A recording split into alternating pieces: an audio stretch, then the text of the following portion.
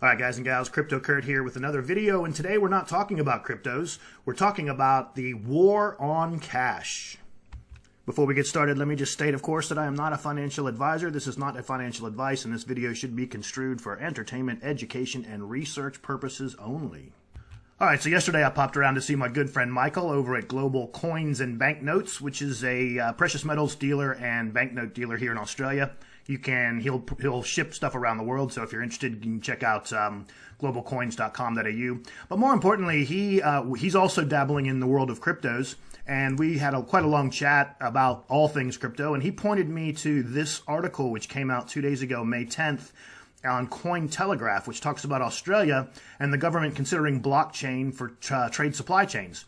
And Australia is just come out with their budget for the next fiscal year, and you can see that basically they've allocated $700,000 to invest or to learn about the potential of using blockchain. And they say intelligence and risk assessment capabilities and revenue collection are improved by new and emerging technologies such as blockchain that would improve the veracity, validation, and analysis of intelligence and trade data. But then he also went to point out to me this little paragraph here. So at the same time that the government is investing 700,000 Australian into researching the blockchain, they're also putting a clampdown on black market and informal commerce continues, and certain entities soon being subject to a maximum of $10,000 AUD cap on cash transactions, the budget states. And I was, as they say here in Australia, gobsmacked when I learned about this. I said, what, are you serious? You got to be kidding me. You can't spend more than 10,000 cash in any one transaction. So he goes on to say to me, yes, so, he's an AUSTRAC approved dealer. And if, as an example, I had $50,000 worth of gold that I wanted to bring to him and cash out, he actually could not do that in a single cash transaction. He would have to do 5 separate $10,000 transactions, and he even suggested to me that he might actually want to spread that out over time just to make sure that, it didn't draw undue attention to himself. So what that means here in Australia, starting June 1st or July 1st, I think, is that let's say that your grandmother leaves you $100,000 in cash. She's been stuffing it under the mattress for the last 25 years, which isn't smart because you'll lose the value of that to inflation. But needless to say, your grandmother leaves you $100,000. You decide you want to go buy a car for $35,000 using that cash. You cannot do that. The dealer cannot accept it. It's actually illegal. It is actually illegal to spend more than $10,000 in cash. So it's illegal for you as the individual. It's also illegal for the entity that you're trying to do business with to accept more than $10,000 in cash. I was like, are you kidding me? So sit back and ask yourself, why does the government want to disallow you from spending cash more than $10,000 in any given transaction? Well, of course, they're going to say that it's all about black market and drugs and all that good stuff. And that's not it at all, guys and gals. You know what it is. They want to be able to track every minutia transaction that we do. And they've started with 10,000 and it's going to go lower. You watch. Now, I went out and did some homework. You wouldn't believe what I found out. Again, on Cointelegraph, published back in September, Portugal joins Spain, France in cash crackdown. Look at this. Portugal has banned cash payments over 3,000 euros as part of a crackdown on anonymous payments. A new package of rules, which came into force August 23rd, makes cash payments over the limit. So if you spend over €3,000 in any given transaction, you can be fined up to 9,000 euros. And I can almost guarantee you the fine goes both ways. I bet you it goes against you and it goes against the company who's accepting your transactions. For taxpayers not involved in business, the limit and fine are 10,000 euros and 4,500 euros respectively. Payment of taxes in cash over 500 euros is also banned. The restrictions on cash come several years after similar moves by neighboring Spain within the context of a cash focus from many major economies. Especially notable this year were India's demonetization and increased cash controls, along with plans by Australia to outlaw cash as early as 2022. That's right, Australia to outlaw cash as early as 2022. That's, unbelievable. Spain, meanwhile, cut the maximum permitted cash transaction from 2,500 euros, a limit set in 2012, to just 1,000 euros itself, moving in line with France. And then the second half of the article goes, at the same time, Bitcoin interest in both countries is increasing. Spain is contributing more and more to the blockchain industry with 4,000 new Bitcoin outlets appearing in July this year.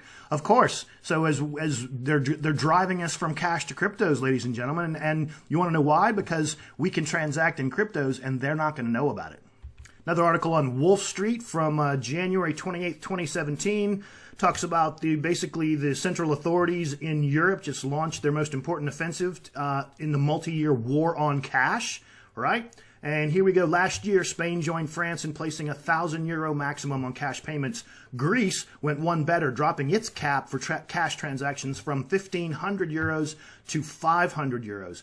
In simple terms, any legal purchase of a good or service over €500 will need to be done with plastic or mobile money.